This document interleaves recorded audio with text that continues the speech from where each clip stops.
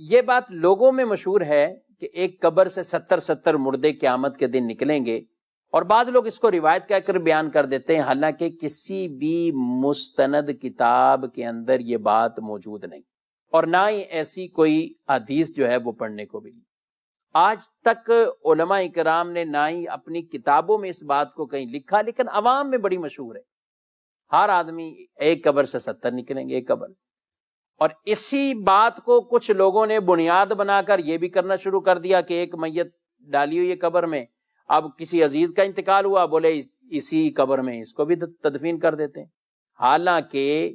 یہ اب جو قبر کھولی جا رہی ہے یہ جائز نہیں ہے۔ اللہ کے پیارے رسول صلی اللہ علیہ وسلم نے میت کی بھی عزت اور حرمت کو، ان کے اعضاء کی بھی عزت اور حرمت کو بیان کیا گیا ہے، اور یہ اس طرح کہ یہ پردہ، یہ راز کھولنا،